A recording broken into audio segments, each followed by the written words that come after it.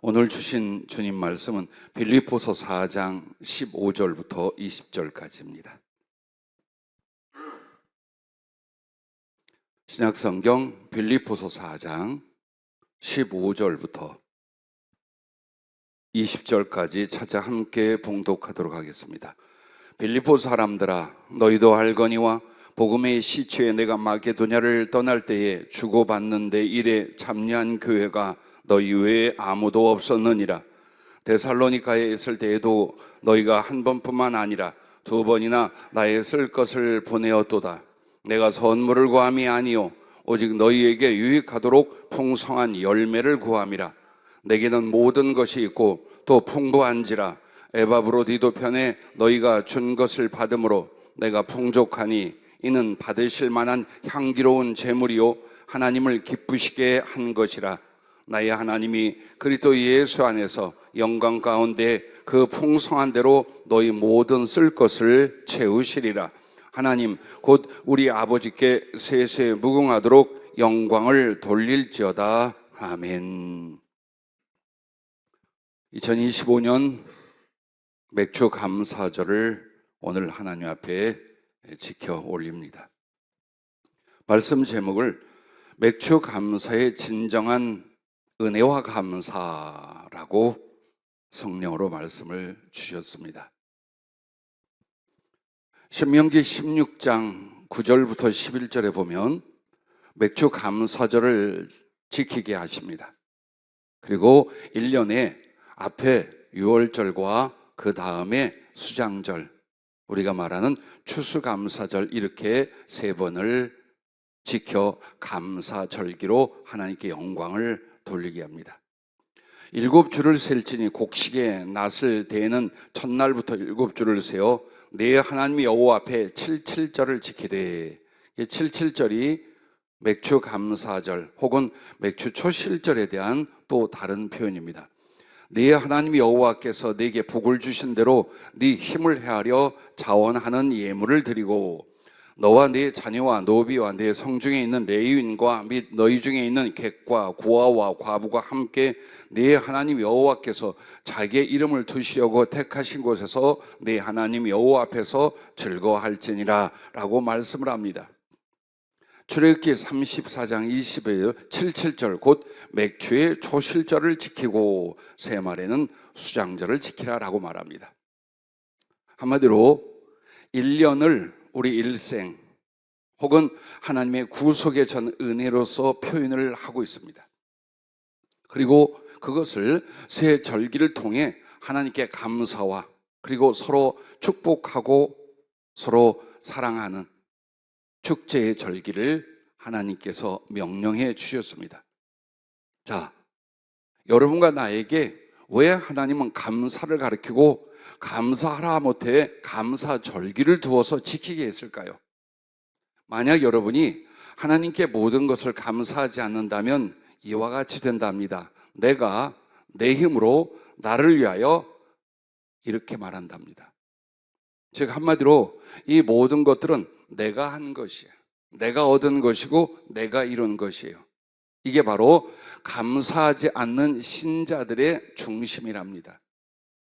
그러므로 이런 악이나 어리석음에 빠지지 않도록 많은 은혜를 주시지만 감사로서 하나님의 은총과 사랑을 인정하게 하고 또 영광을 돌리게 하고 더 많은 은혜와 복을 받게 하시고자 감사의 절기를 지키게 하신 줄로 믿습니다.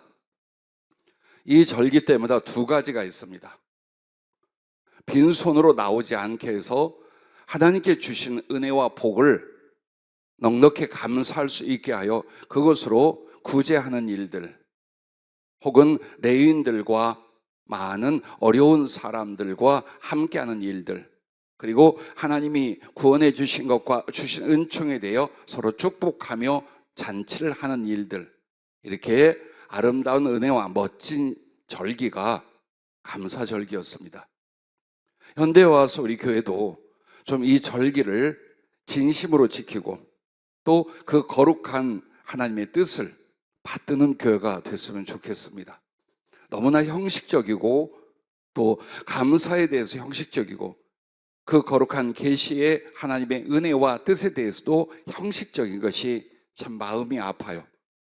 좀 더 주의 종과 사랑하는 우리 성도님들과 거룩한 의논을 거쳐서 앞으로 우리 교회의 절기는 정말 성경에서 말씀하고 하나님이 뜻하는 바와 우리의 마음과 몸을 다한 거룩한 감사 혹은 구제 혹은 축제가 되도록 힘쓸 수 있기를 부탁을 합니다. 할렐루야. 맥주 감사절이라는 것은 1년의 초반에 거둔 곡식 혹은 열매들로 인하여 하나님께 감사 제물 혹은 감사를 드리는 절기입니다. 그리고 이 맥주 감사절은 영적으로 유월절이 예수님의 십자가 그리고 부활을 나타낸다면 맥주절은 성령의 강림하심을 의미합니다. 그리고 마지막 수장절은 이제 여러분이 그만 살고 하늘나라 가는 겁니다. 그래서 이렇게 1년의 새 절기를 통해 우리를 구원하신 하나님의 은혜와 영원히 예표되어 있습니다.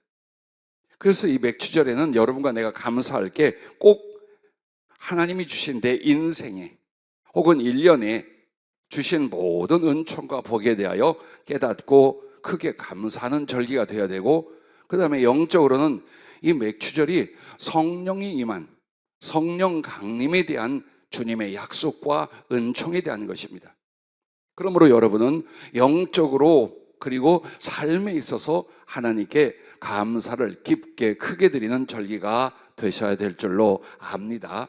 그러면 오늘 빌립보서 4장 17절에 보면 빌립보 교회가 사도 바울을 돕고 선교를 지원했습니다.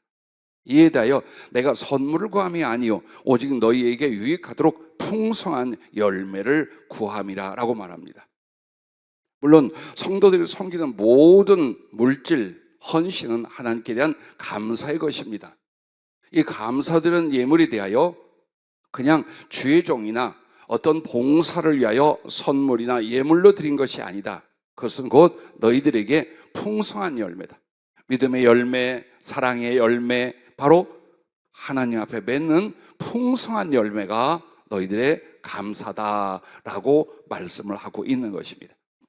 그러면 여러분은 감사가 그 절기가 됐네 하고 약간의 헌금을 드리는 걸로 하나님 앞에 감사의 모든 것이라고 생각하지 마십시오. 그리고 여러분에게 있어서 감사라고 하는 것은 신앙 전체라는 것을 잊지 마시기를 바랍니다.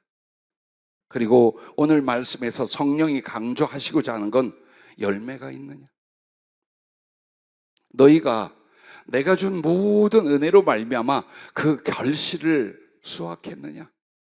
그래서 내 앞에 너희가 맺은 열매를 가지고 감사의 절기로 나왔느냐? 라고 오늘 여러분과 나에게 묻는 것입니다. 그러면 이 맥주 감사절에는 여러분이 열매로서 제일 먼저 영의 열매가 있고 삶의 열매가 있어요. 영의 열매는 성령으로 거듭남입니다. 예수께서 십자가에 피 흘려 죽으시고 산채로 지옥의 저주를 받고 우리를 위하여 죄를 감당하셨습니다. 또한 우리를 의롭다 하시게 하여 사흘 만에 부활하셨습니다.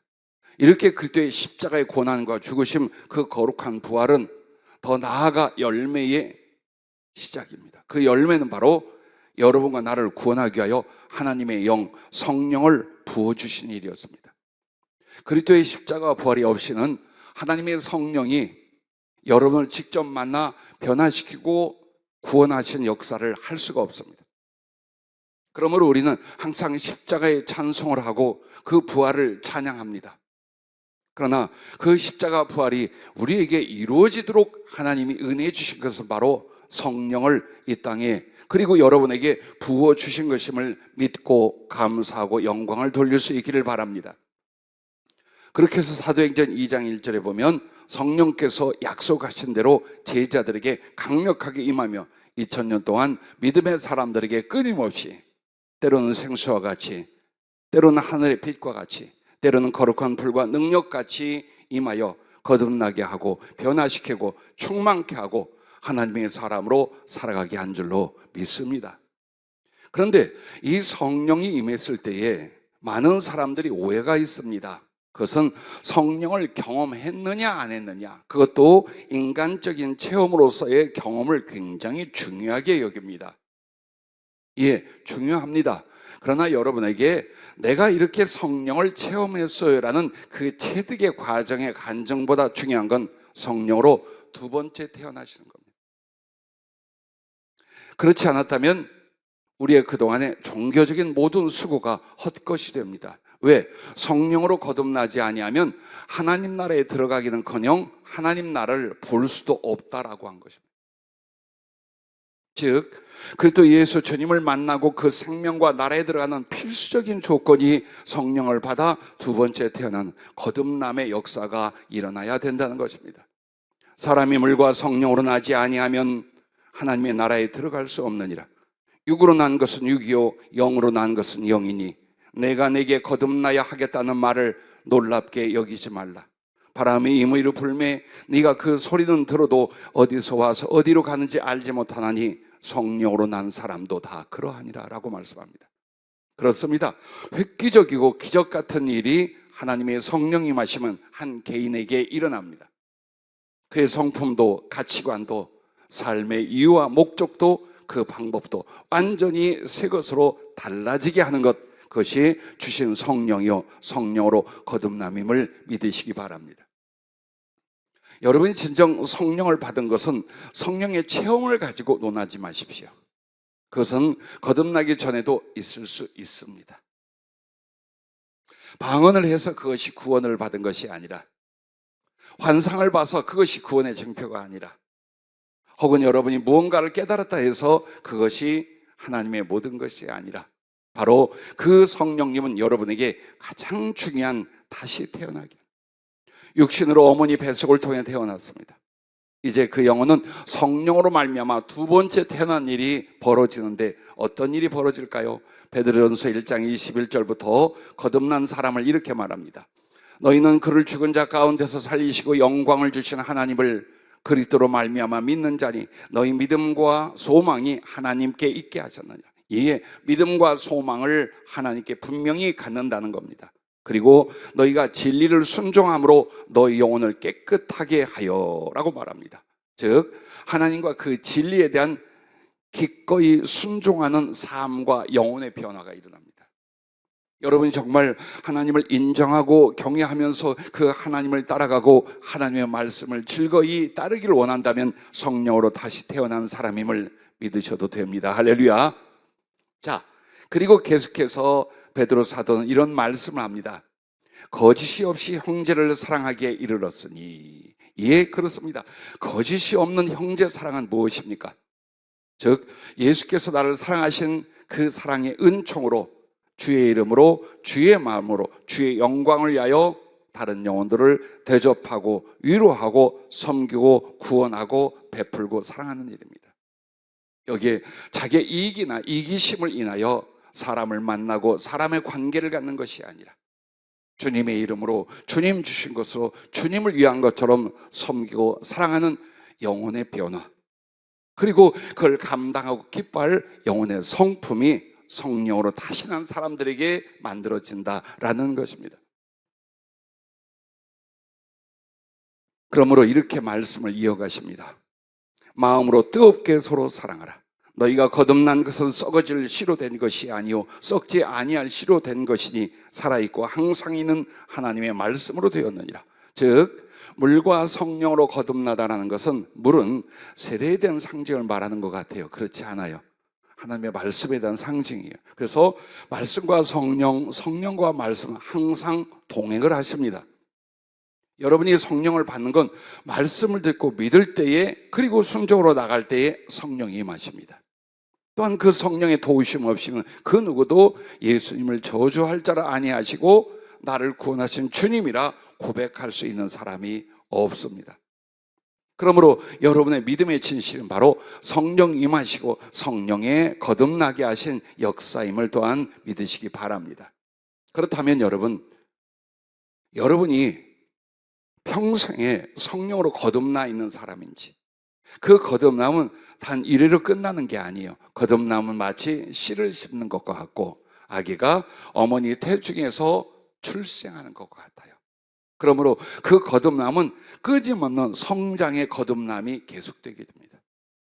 여러분이 그것을 깨닫고 바로 그 마음, 그 모습으로 하나님께 영광을 돌릴 때 바로 열매를 맺어서 하나님께 감사의 제물로 드리게 되는 것입니다. 그러면 여러분과 내가 먼저 이 맥주 감사절 앞에 성령을 받았는가, 그래서 성령으로 살아가는가, 이것을 하나님께 고백하며 열매로 드리셔야 돼요. 맥주절은 그래서 있는 거예요.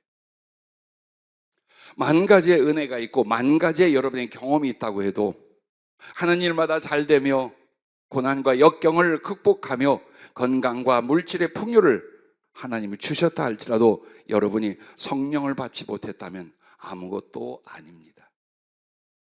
잠시 그것을 누리다가 예수님 없는 곳에서 여러분은 발견되게 될 것입니다. 하나님은 언제나 은혜를 주시고 친히 임하시고 그 영혼을 구원하시고 함께하는 모든 과정에 하나님의 성령으로 하십니다. 그러므로 예수 믿는 신앙생활에 성령은 특별한 어느 부분이 아닙니다. 특별한 어느 한 가지의 선물이 아닙니다. 하나님의 행하시는 모든 은혜를 성령으로 하십니다.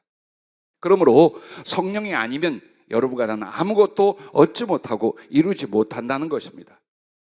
여러분의 신앙생활은 주일이 돌아와서 예배를 드리러 가고 약간의 헌금과 어느 정도의 봉사를 행하고 또다시 주일을 맞고 이게 아닙니다. 이젠 여러분에게 지적할 줄 알고 도전할 줄 알아야 됩니다. 성령을 받았는가? 예수 그리스도의 영, 하나님의 거룩한 성령으로 나는 다시 태어나 살고 있는가? 만약 그러지 못했다면 그러한 새로운 삶, 그러한 새로운 피조물로서의 은총과 능력의 세계가 있다면 내가 반드시 그 은혜 속에 들어가야 되지 않겠는가? 이젠 여러분의 중심과 영혼이 깨어있기를 바랍니다. 요한복음 14장 16절부터 18절에 얼마나 성령님이 중요한가를 이렇게 말씀합니다. 내가 아버지께 구하겠으니 그가 또 다른 보혜사를 너희에게 주사 영원토록 너희와 함께 있게 하리니 그는 진리의 영이라 세상은 능히 그를 받지 못하나니 세상은 능히 그를 받지 못하나니 육신의 사람은 세상 사람이란 절대로 성령과 상관이 없다는 겁니다. 그러나 여러분이 하나님의 자녀요 하나님의 부르심을 받은 사람이요 믿어 구원을 받을 사람이란 반드시 진리의 영, 예수의 영, 하나님의 생명의 영이 임해야 된다는 것입니다. 그러므로 세상은 이는 그를 보지도 못하고 알지도 못함이라. 그러나 너희는 그를 아나니 그는 너희와 함께 거하시며 또 너희 속에 계시겠습니다. 내가 너희를 고아와 같이 버려두지 아니하고 너희에게로 오리라고 말씀을 합니다. 여러분, 왜 하나님의 성령이 우리에게 임하셔서 우리를 거듭나게 하셔야 된 줄 압니까? 여러분은 아무리 종교 생활을 하고 교회를 다녀도 육의 사람입니다. 즉 육신의 생각, 육신의 일, 그리고 비참한 육신의 결과로 끝날 사람들입니다.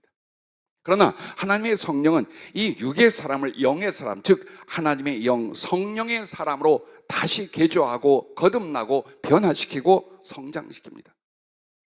그러므로 어떤 사람이 윤리관이나 혹은 종교관을 가지고서 자기를 바꿀 사람은 하나도 없습니다.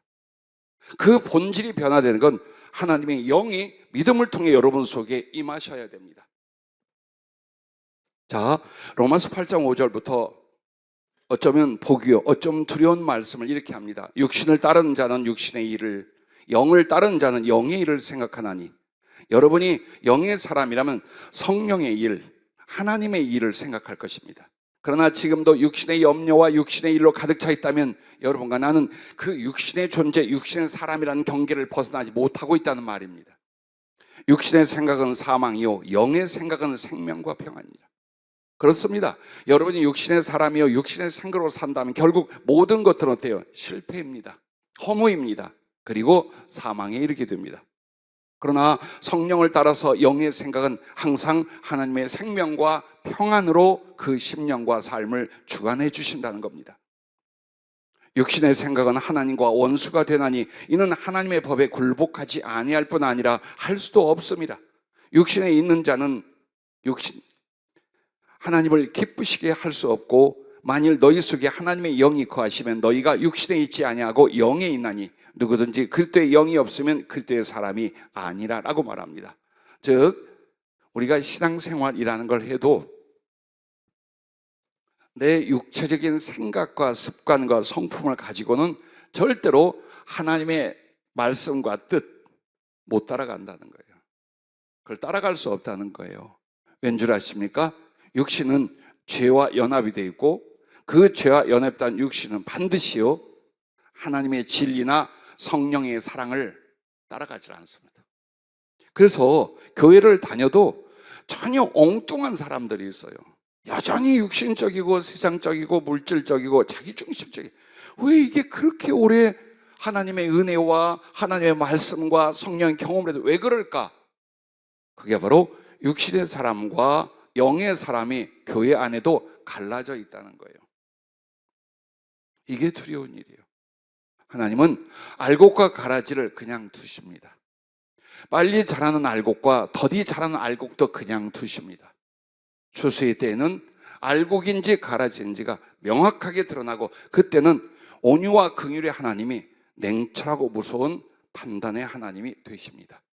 오늘 여러분과 나에게 주어진 이 삶은 대충 적당히 변화 없이 교회를 다녀도 구원이 있고 하나님 나라의 약속과 축복이 내게 오리라는 건 미리 버리십시오.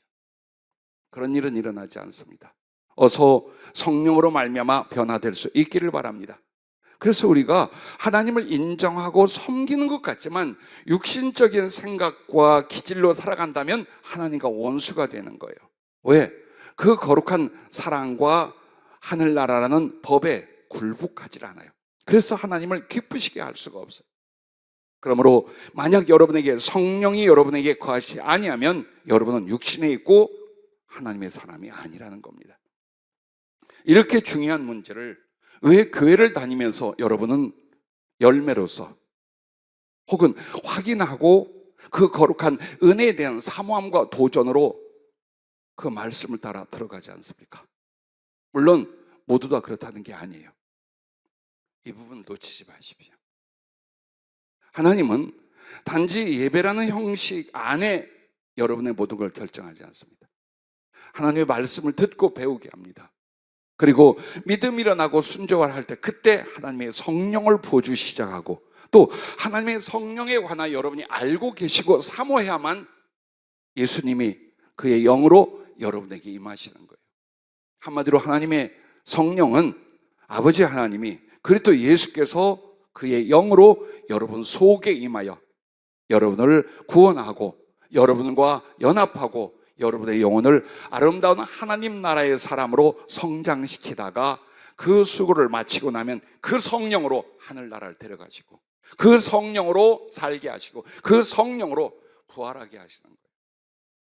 그런데 성령을 마치 은사나 특별한 체험이 있는 사람들의 전유물인 줄 알고 성령이 아니고도 신앙생활 잘할 줄로 생각하는 게 현대교회입니다. 아닙니다. 하나님의 말씀은 1.1획도 틀리지 않습니다. 그리고 예수 그리스도는 어제나 오늘이나 영원토록 동일하신 것처럼 하나님의 말씀도 2000년 전이나 4000년 전이나 지금이나 동일한 줄로 믿습니다. 그러므로 여러분과 나는 반드시 성령을 받고 성령으로 거듭나야만 육의 사람이, 죄의 사람이, 세상의 사람이, 예수의 사람, 생명의 사람, 하나님의 사랑의 사람으로 다시 태어나게 된다는 것을 잊지 마시기 바랍니다. 그러므로 여러분과 나는 두 번째, 성령 안에서 이걸 기억하십시오. 나는 성령의 열매를 맺고 있는가? 나도 여러분에게 가르치며 안수하기를 성령의 은사나 능력이 강력하게 임하기를 많이 기도하고 사모합니다. 처음 예수님을 만날 때부터 저는 성령이 부어지고 기적과 은사와 권능 속에서 지금까지 왔습니다. 그러나 세월이 갈수록 더욱 소중한 건 은사나 기적이나 체험이나 나타나는 역사가 아닙니다.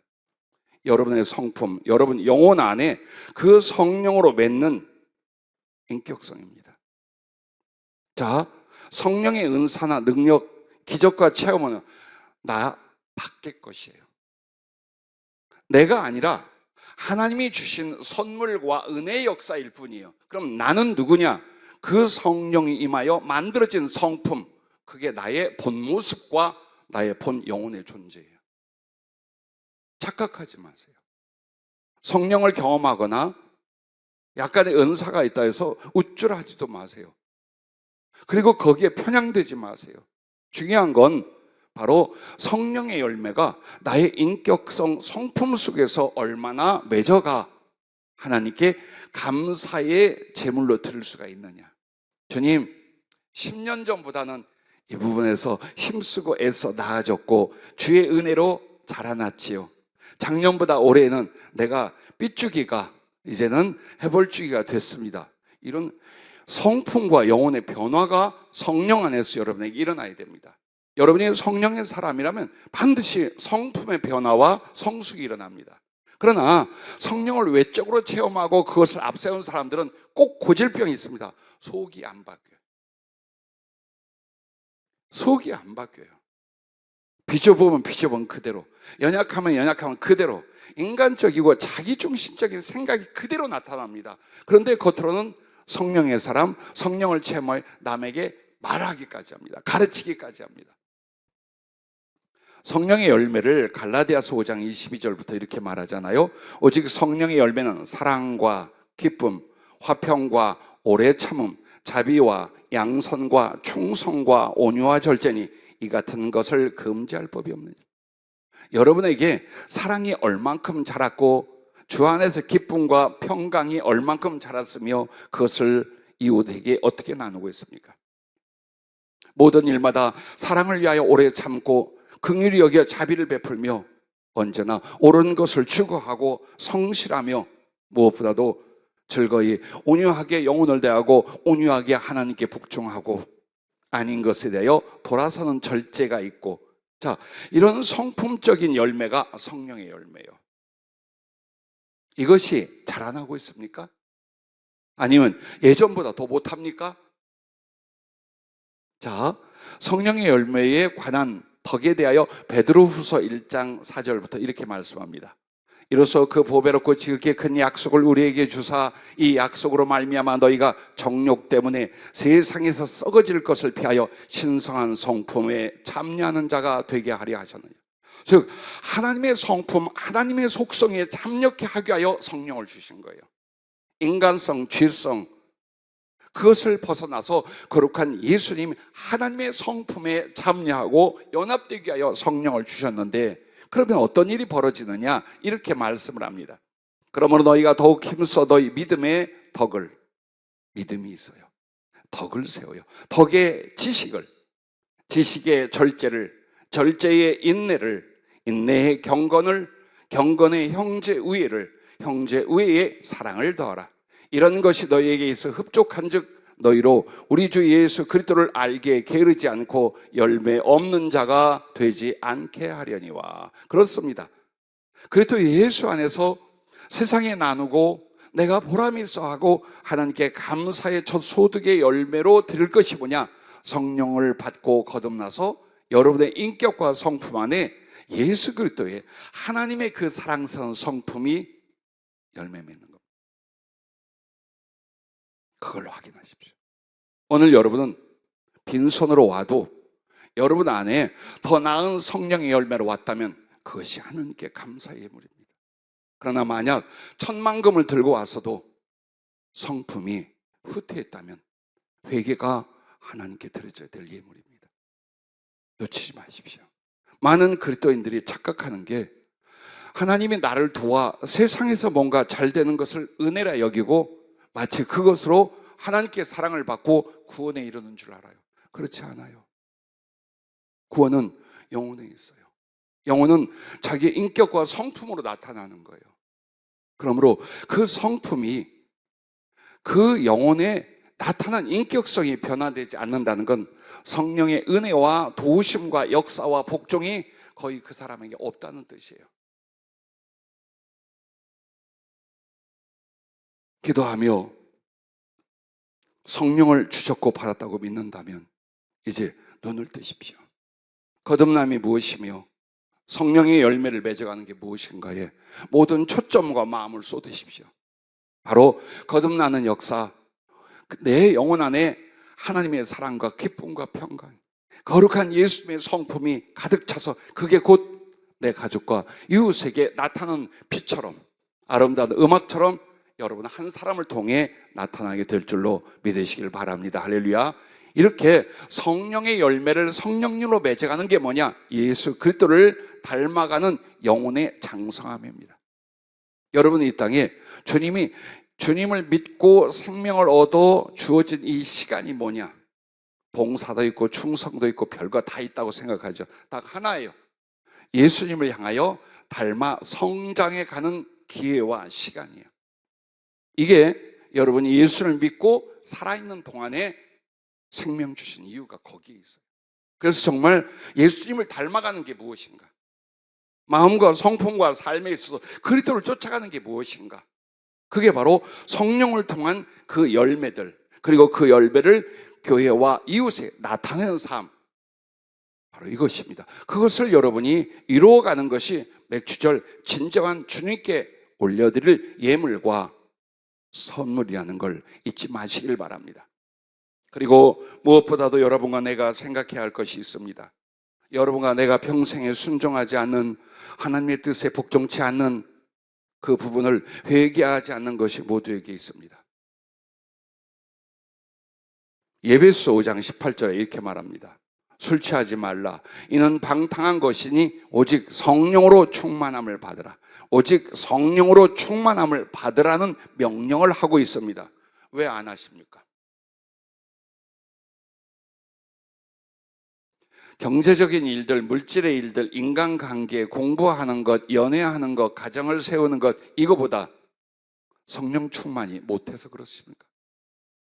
왜 성령 충만을 주겠다고 하는데, 그래서 받으라고 하는데 왜 성령 충만하지 않으려 하십니까? 아니, 관심이 없으십니까? 이거 회개하지 않으면 죽는 날까지 여러분은 성령으로의 충만함 이루지 못합니다. 예수님의 사랑, 예수님으로 충만해진 일, 하나님의 모든 충만하신 것으로 충만해진 은혜의 삶은, 그리고 그 열매는 결코 일어나지 않습니다. 삶에 대하여 비참해하고 인간관계에 대해서 애통해합니다. 그러나 더욱 성령 충만하라는 말씀에 대해서는 무관심합니다. 아니, 죄라고 여기지 않습니다. 죄는 모든 말씀에 순종하지 않는 부분들이에요. 그래서 여러분과 나는 이미 성령으로 내가 믿음은 가졌어, 최소한 나는 성령으로 거듭났기에 구원은 받았어라고 한다면 그게 잘하고 있는 게 아닙니다. 만약 여러분에게 성령이 임하셨다면 성령님은 우리 안에 생명의 씨 같고 생명의 능력과 같아서 점점 충만한 쪽으로 나를 세우고 만들어 가시려고 해요. 그런데 내가 불순종함으로 말미암아 성령 충만에 이르지 못한다는 겁니다. 성령 충만은 사도나 특별한 존재들에게만 주는 게 아니에요. 모든 하나님의 자녀들에게 성령 충만, 곧 말씀 충만, 사랑 충만, 예수 충만, 하늘의 충만을 다 주려고 해요. 다만 여러분 안에 그 말씀에 대한 순종과 사모함이 얼마나 있는가를 보십시오. 거의 없을 거요. 설교는 듣고 간증은 들어도 내가 성경에 말씀하는 것처럼 성령 충만을 받으리라, 그래서 사모하고 그래서 순종하리라, 그래서 그 안에서 꿈을 갖고 하나님을 알고 사랑하고 그에게 쓰임받고 하늘나라에서 주님 곁에 있으리라, 이것이 막 불이 붙어야 돼요. 불이 붙어야 돼요. 그래서 맥주절 예수 그리스도의 십자가를 통하여 성령을 보내주셨는데 그 성령에 대해서 환영하고 사랑하고 순종하고 갈망하는 게 없다면 신앙생활 제대로 하고 있는 걸까요? 우리가 정말 하나님 앞에 바른 신앙생활이라고 할 수 있을까요? 그래서 여러분과 내가 거짓말할 수 없는 게 뭐냐? 하나님은 여러분의 진실함에 대하여 나타내십니다. 어느 부분에 대하여 하나님을 향한 믿음이든지 기도이든지 사모함이든지 순종에 대하여 힘을 다하고 마음을 다하고 목숨을 다한 진실성이 나타날 때 자기를 나타내기 시작합니다. 그래서 내 스스로가 알아요. 내 스스로가 나의 작은 믿음과 순종 혹은 그 사모함에 대하여 주님이 성령으로 자기를 나에게 이렇게 주셨다 압니다. 그리고 곧 교회와 이웃들이 그것을 알게 됩니다.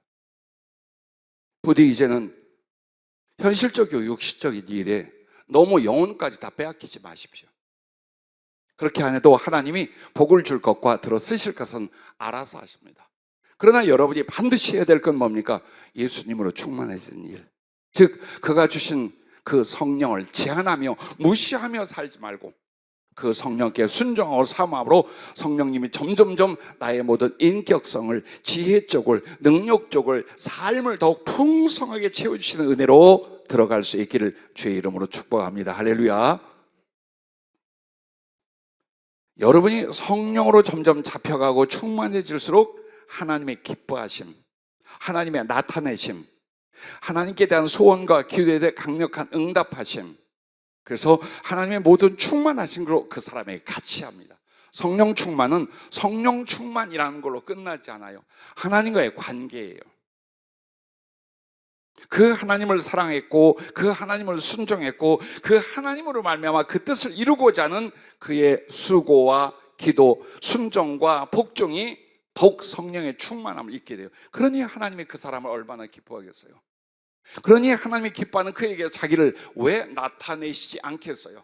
그의 기도와 그의 소원을 어찌 이루어 주시지 않겠어요? 그런데 중요한 건 이렇게 하나님으로 예수님으로 충만해지려고는 안 하고 그 예수님을 이용하거나 응용하여 내가 더 나은 삶을 살려고 하는 이 강박함, 이 완악함, 이 치졸함, 이 비겁함을 우리는 부끄러워하지 않아요. 누구에게 지적을 받아서 하는 게 신앙생활이 아니에요. 여러분이 말씀과 성령 앞에 느껴야 돼요. 아, 내가 이게 잘못됐구나. 아, 이게 하나님의 은혜로구나. 아, 이렇게 하는 것이 의로구나. 그걸 여러분이 어때요? 계속해서 체험하고 만들어내고 이루어 가셔야 돼요. 그래서 현대교회 혹은 우리들에게 가장 핍절하는 게 뭔 줄 압니까? 물질과 건강 문제 아니에요. 말씀을 여러분이 정독하고 묵상하는 일이 별로 없다는 거예요. 거의 없다는 거예요. 자, 영혼도 생명도 그리고 내세와 미래도 모든 것이 다 하나님 말씀 안에 있다는 건 다 알아요. 근데 왜 성경책이 그렇게 깨끗하냐 이 말이에요. 예배 시간에 들고 나오지도 않아. 핸드폰이 있다고. 이게 문화입니까? 그만큼 성경에 대해서 관심이 없어요. 그렇다면 성경의 내용을 모르는데 그 성경의 내용이 나에게 이루어지겠느냐 이 말이에요. 하나님 말씀을 읽고 그것을 묵상하며 깨닫고 적용하고 따르고 그리고 그 말씀을 통해 하나님의 성령이 내게 스며드시는, 교류하시고 연합하시는 그 은혜가 매일매일 있으셔야 됩니다. 아무리 바빠도 성령 충만은, 예수 충만은 그렇게 오게 돼 있어요. 가끔 미안해 하십시다. 24시간 전부 다 나를 위해 쓰지 주님께 은혜 받는 것과 당신이 기뻐할 시간을 주님과 함께 나누지 않는 우리의 게으름과 인색함을 발견하면 큰 변화가 일어나요. 큰 변화가. 나는 성령 충만이 몇십 년 가서 받는 거라고 말하지 않아요. 몇 년씩 하는 게 아니에요. 어느 결단과 순종과 헌신이 일어나면 성령은 점점 더 충만해지기 시작해요.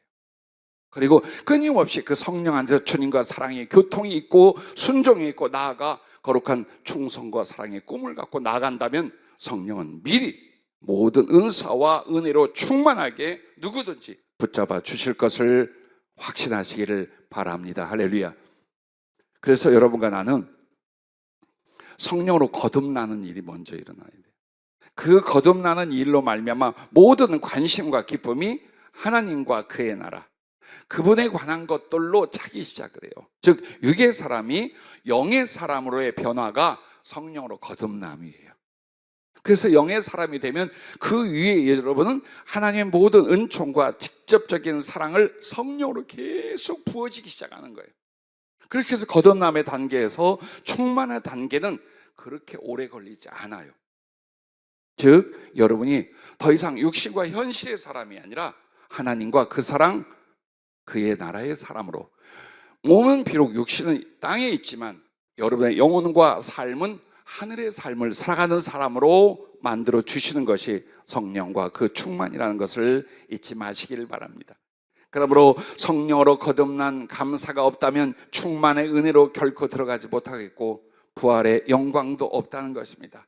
왜냐하면 그 성령이 거듭나게 하고 그 성령이 충만케 하고 그 성령이 여러분과 나를 부활하게 만드십니다.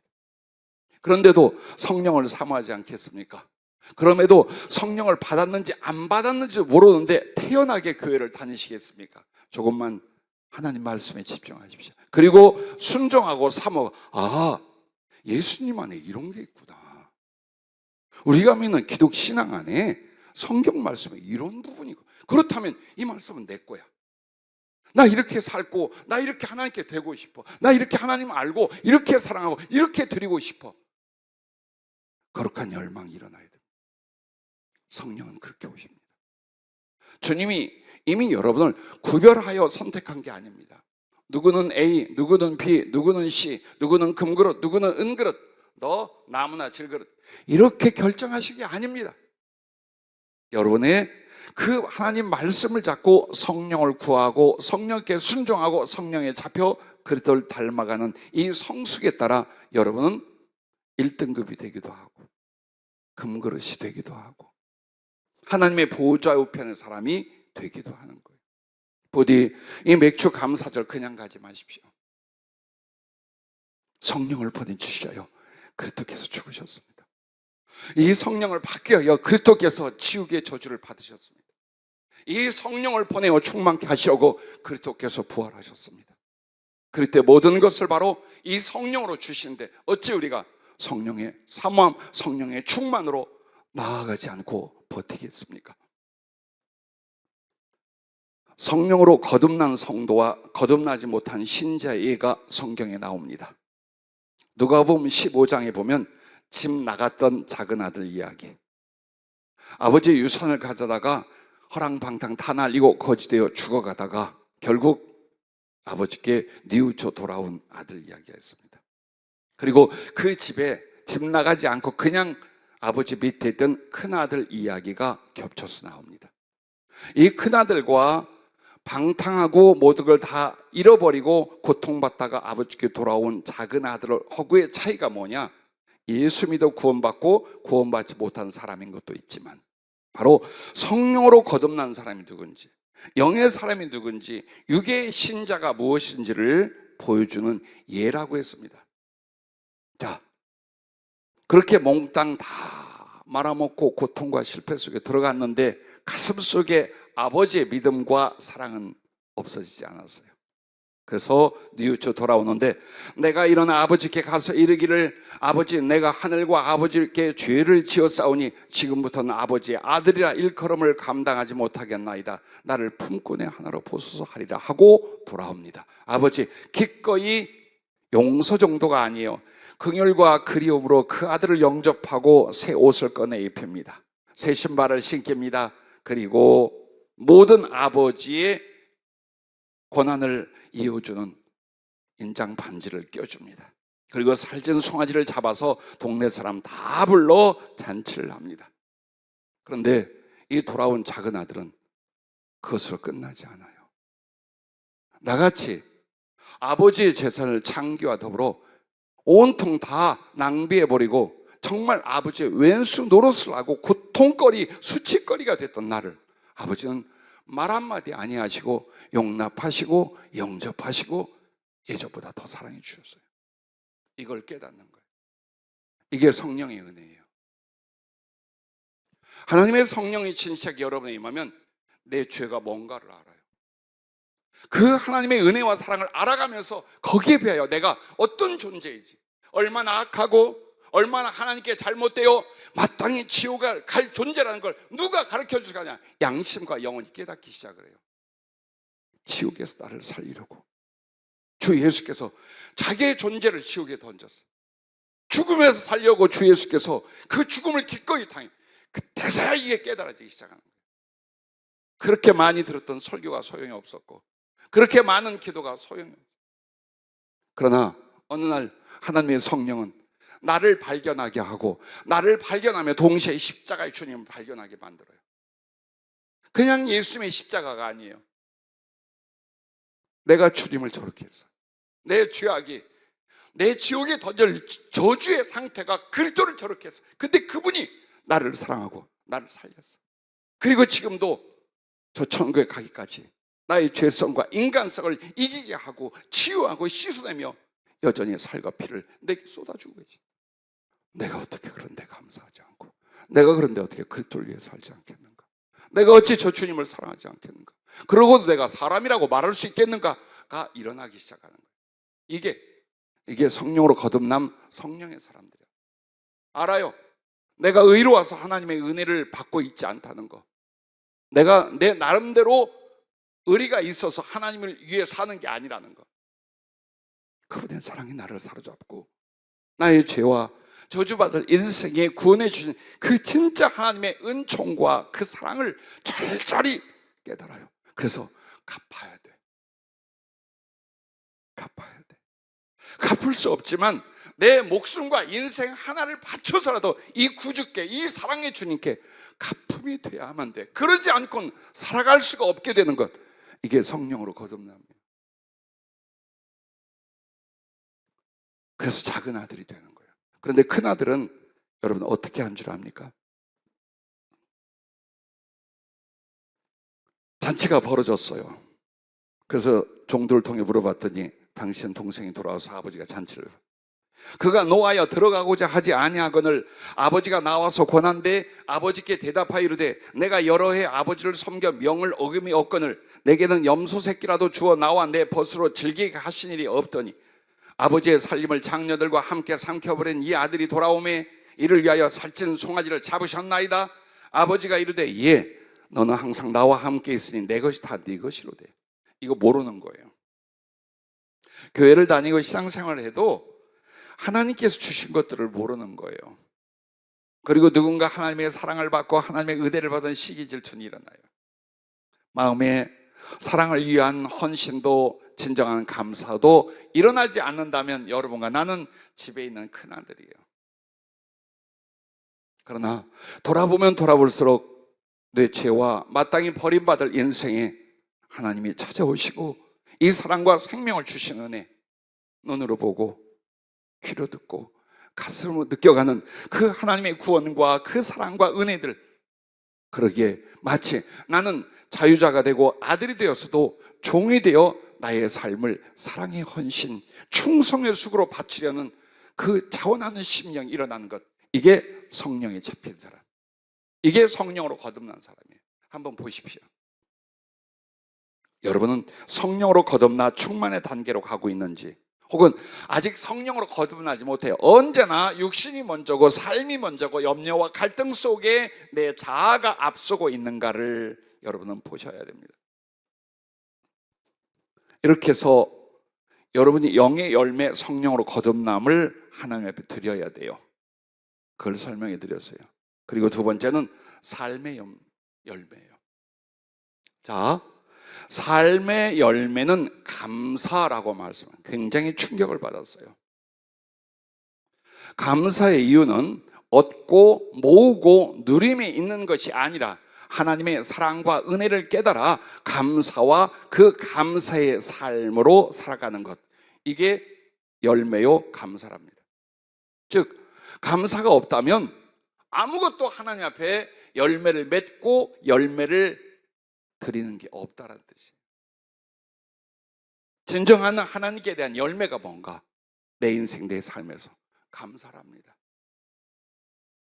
그러므로 여러분이 잘 아는 욥이라는 사람, 하나님의 뜻대로 의인이었어요. 많은 복을 누리고 있었어요. 사단이 그를 매우 시기하여 하나님께 구할 때 하나님께서 허용한 법인에서 한번 시험해봐라. 근데 그 시험이 뭡니까? 재산을 다 잃어버리는 거예요. 종들이 다 죽고 10명의 자녀가 한꺼번에 잔치를 하다가 바람이 불어 집이 무너져 다 죽었어요. 자, 그때부터 어떨까요? 절망이 올 겁니다. 분노와 상처가 올 것입니다. 그리고 그것은 이 모든 것을 주관하시는 하나님을 향한 원망이 일어날 것입니다. 근데 욥이 어떻게 하느냐? 이렇게 합니다. 욥이 일어나 겉옷을 찢고 머리털을 밀고 땅에 엎드려 예배하며 이르되 내가 모태에서 알몸으로 나와 싸운즉 또한 알몸이 그리로 돌아가올지라. 주신 이도 여호와시요 거두신 이도 여호와시니 여호와의 이름이 찬송을 받으실지니다 하고 이 모든 일에 욥이 범죄하지 아니하고 하나님을 향하여 원망하지 아니한다. 내 것 아무것도 다 가져가고 다 없어진 것 같아. 그런데 그 마음속에 내가 적신으로 왔어. 벌거벗은 이 몸뚱이 하나였고 돌아갈 때도 그거야. 이 모든 건 하나님이 주신 것, 그가 필요하거나 내가 되어 그거 가져가시. 그렇게 하나님께 감사하고 찬송을 하는 거예요. 이게 열매입니다. 여러분, 이것이 하나님께 드리는 열매입니다. 욥이 벌었던 돈이 아니라, 욥이 잘 키운 10명의 자식이 아니라, 욥이 누릴 수 있는 명예와 지위가 하나님께 드릴 열매가 아니라, 고난과 역경 중에도 오직 하나님을 알아 감사할 수 있는 그 감사가 바로 하나님께 맺은 열매, 하나님께 제물로 드린 열매라는 겁니다. 하박국 선지자에 대해서 여러분 잘 알지요. 유다가 하나님을 거역함으로 말할 수 없는 고통과 괴로움 속에 들고 마지막 바벨론의 침략을 계시를 받게 됩니다. 무서운 재앙과 전쟁의 이야기, 정말 고통과 죽음의 이야기를 하나님께 듣습니다. 그러나 그 속에 하나님의 희망과 하나님의 구원의 약속도 주십니다. 그러므로 그는 궁극적으로 하나님의 은혜와 구원을 들음으로 어떤 고난과 궁핍 앞에서도 하나님께 감사하는데 그가 이렇게 말합니다. 하박국 3장 16절부터 보면 내가 들었으므로 하나님께 이제 그 계시를 들은 거예요. 내 창자가 흔들렸고 그 목소리로 말미암아 내 입술이 떨렸도다. 무리가 우리를 치러 올라오는 환난 날을 내가 기다림으로 썩이는 것이 내 뼈에 들어왔으며 내 몸은 내 처소에서 떨리는도다. 비록 무화과 나무가 무성하지 못하며 포도나무에 열매가 없으며 감람나무에 소출이 없으며 밭에 먹을 것이 없으며 우리의 양이 없으며 외양간에 소가 없을지라도 나는 여호와로 말미암아 즐거워하며 나의 구원의 하나님으로 말미암아 기뻐하리로다.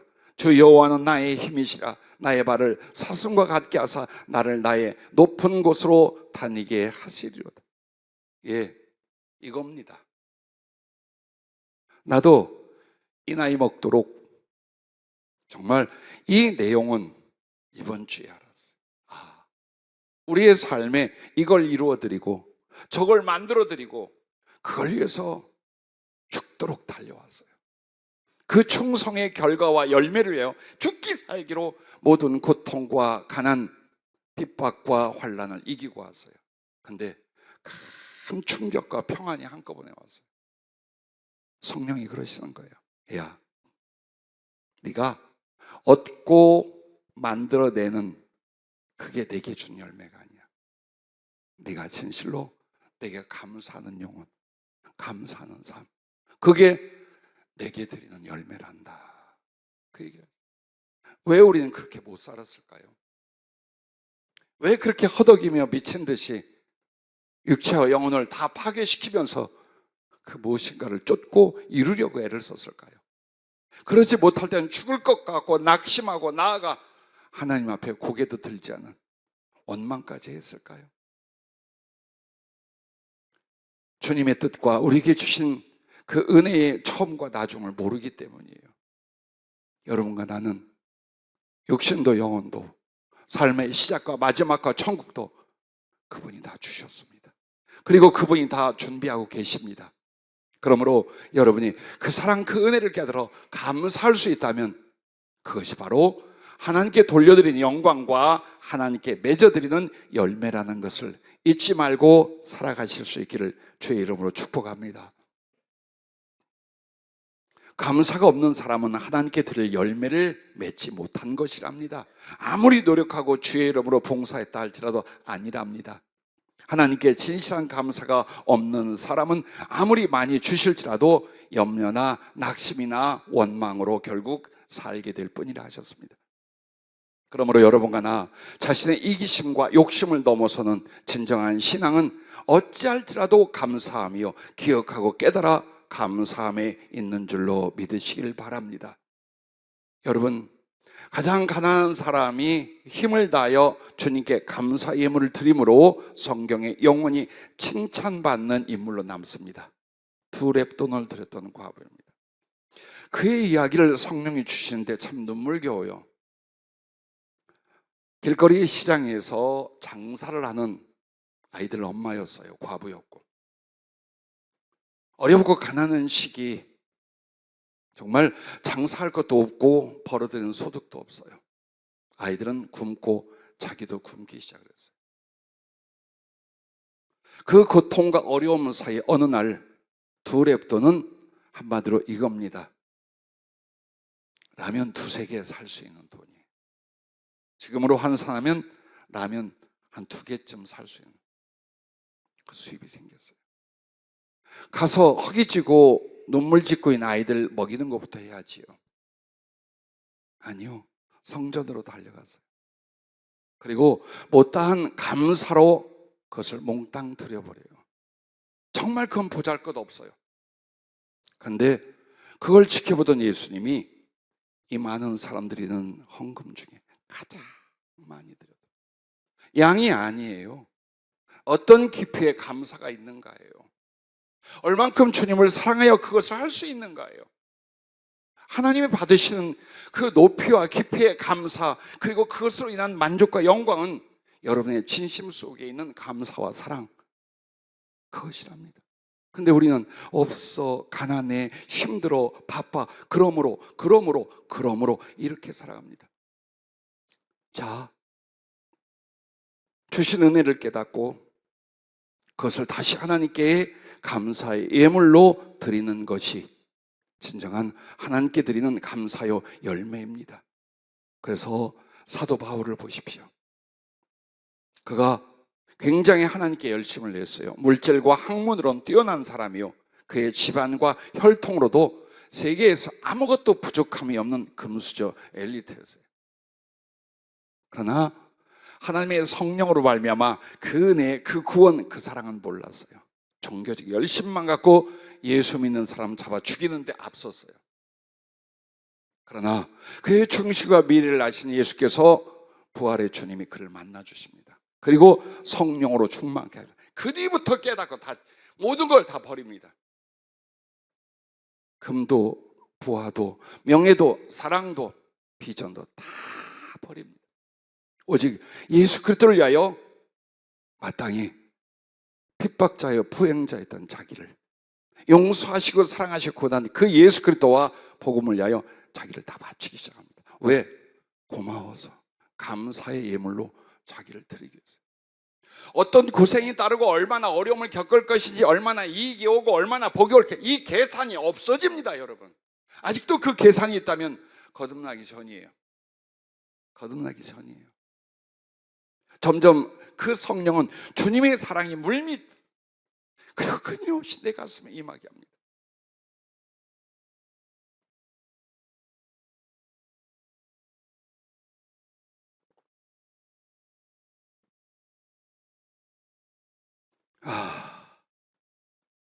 어떻게 마음을 나눌 수 있을까요, 여러분하고? 마지막 세 번째로, 감사하게 하시는 하나님의 뜻입니다. 그냥 쿵 하면 척 알면 되지요. 뭘 굳이 감사를 언어로, 찬양으로, 물질로, 삶으로 꼭 나타내야 될까요? 예, 고린도후서 8장 7절부터 이 말을 합니다. 오직 너희는 믿음과 말과 지식과 모든 간절함과 우리를 사랑하는 이 모든 일에 풍성한 것 같이 이 은혜에도 풍성하게 할지니라. 내가 명령으로 하는 말이 아니요 오직 다른 이들의 간절함을 가지고 너희의 사랑의 진실함을 증명하고자 함이로라. 우리 주 예수 그리스도의 은혜를 너희가 알거니와 부요하신 이로써 너희를 위하여 가난하게 되심은 그의 가난함으로 말미암아 너희를 부요하게 하려 하심이라. 이에 감사는 첫째, 하나님께 대한 사랑의 진실을 증명하게 하심입니다. 아담과 하와에게도 그 사랑의 진실을 증명하게 하기 위하여 영생을 얻는 생명나무와 선악을 알게 하는 선악과를 뒀던 거예요. 그거 왜 뒀냐고 그래요. 하나님은 사랑을 주시고 그 사랑에 자유를 주셔요. 그리고 정말 그 사랑에 대하여 같이 사랑하는가를 보려고 하셔요.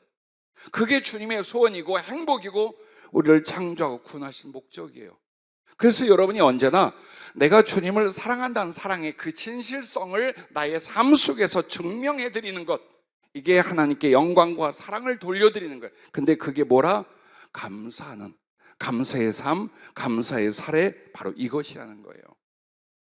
그러므로 여러분이 하나님께 감사해 드려진 그것, 그 삶, 그 예물, 그 가슴, 그게 바로 사랑의 정도를 나타내는 거라. 주님은 그렇게 받으시는 거예요. 감사가 작아, 감사가 별로 없어, 그만큼 죽게 되는 사랑이 없다라는 말이에요. 그런데 이것도 저것도 없어, 고통과 외로움과 궁핍 속에 살았어, 그래도 주님을 향하여 어때요?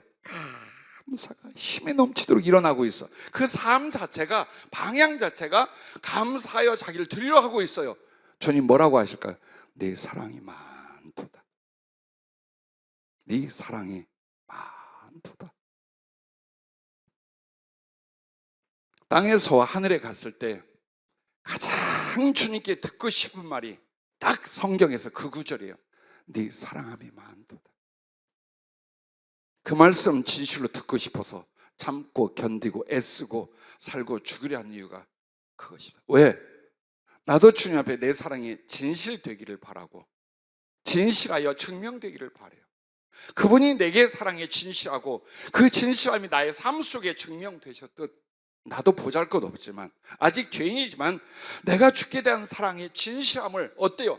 누구에게 보여주고 누가 인정해 줬어가 아니라 내 양식과 삶으로 나 주님 사랑해요. 정말 부족하지만 사랑해요. 그걸 나타내고 이루고자 하는 거예요. 바로 그걸 여러분의 감사의 사례와 헌신이라고 주님이 우리에게 가르쳐 주시는 거예요. 그러므로 바리새인과 죄인이라는 그 여인에 대해서 알죠.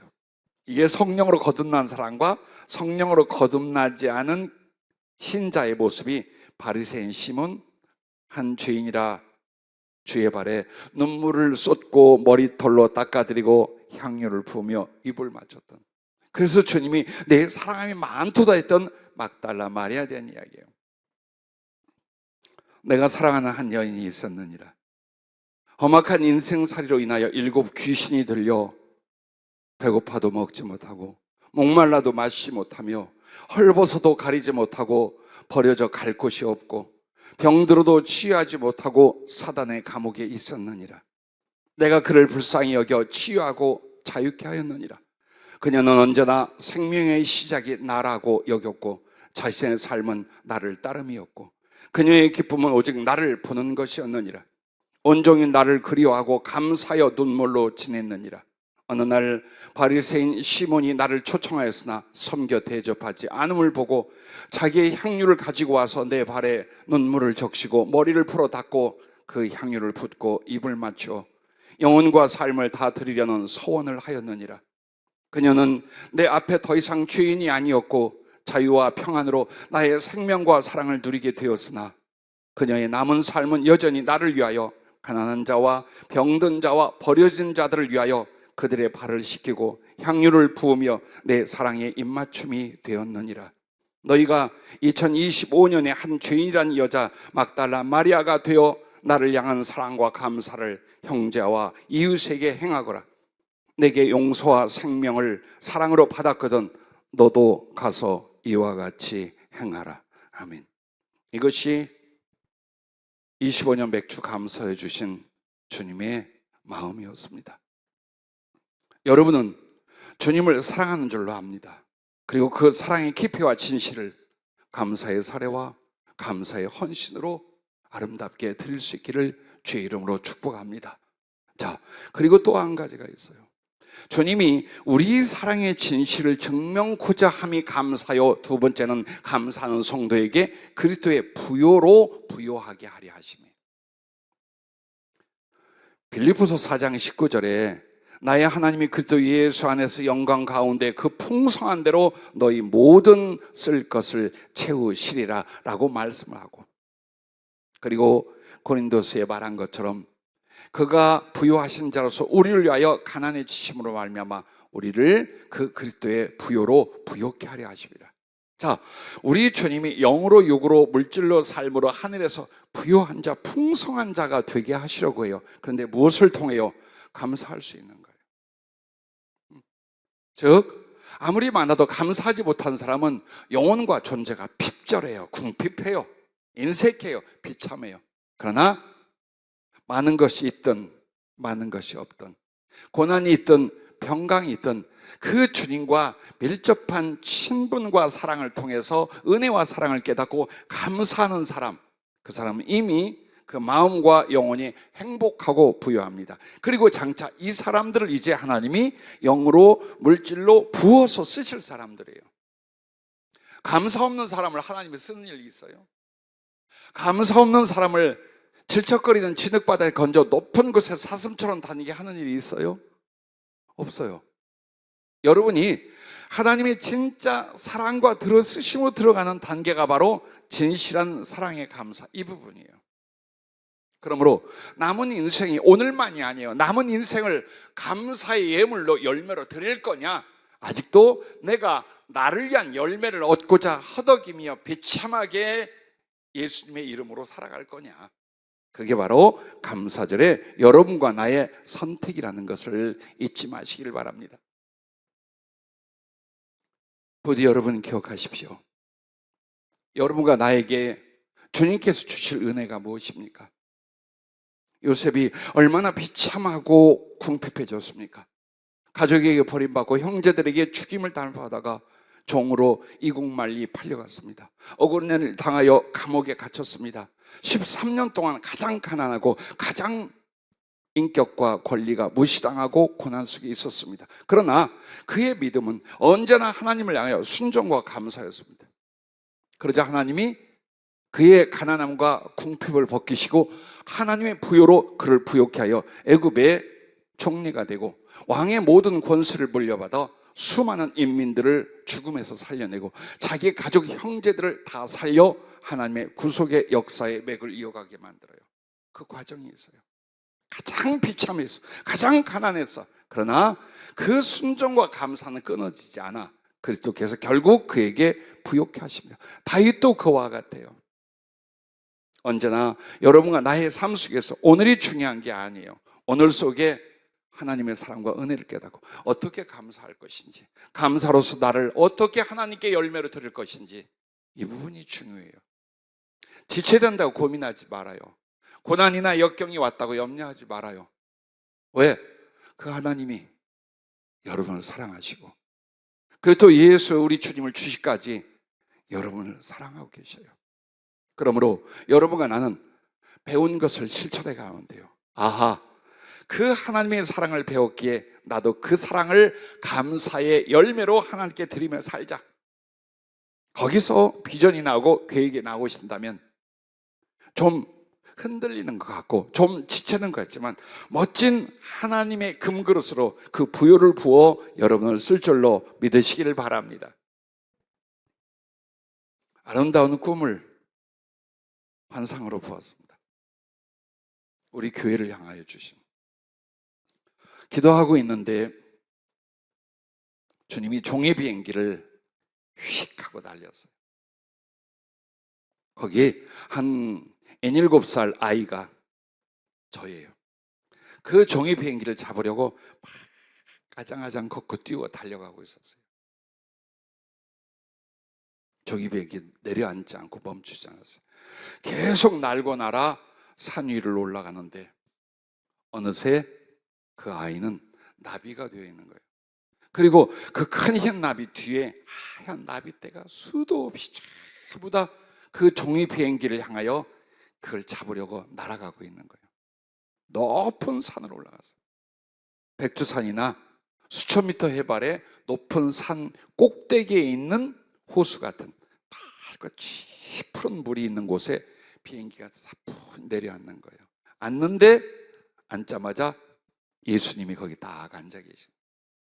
그리고 나비가 되어서 그 주님 곁에 우리는 전부 다 모여 주님의 형상, 주님의 영광이 되기 시작을 했어요. 그러자 그 앉은 물이 수천 미터, 수킬로미터가 넘는 폭포로 세상을 향해 흘러가기 시작했어요. 그 푸르고 맑은 물이 세상을 차고 넘치게 만들었어요. 영혼은 참 황홀했어요. 그 뜻을 깨달으며 펑펑 울었어요.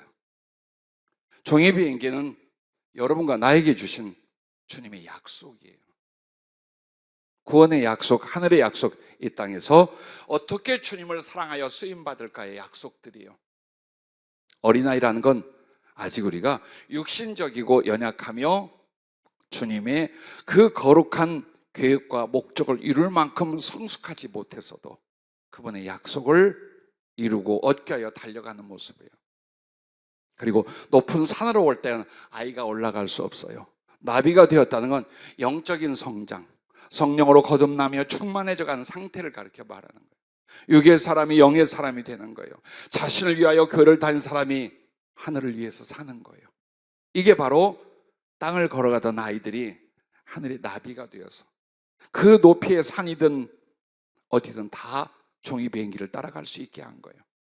그리고 그 종이 비행기가 주님으로서 그 호수에 앉았다는 건 이제 주님이 본격적으로 여러분과 나에게 세계 선교, 복음과 성령으로 긍휼과 자비로 세상에 그 생명을 나누기 시작하는 시작점이란 뜻이에요.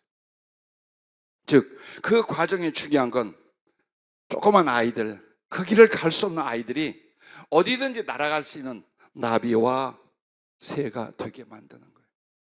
이게 목적이에요. 그리고 나면 세상을 향하여 얼마든지 영혼을 구원할 수 있으며 치유할 수 있으며 사랑으로 도울 수 있는 교회, 그리고 여러분들이 될 수 있다는 거예요.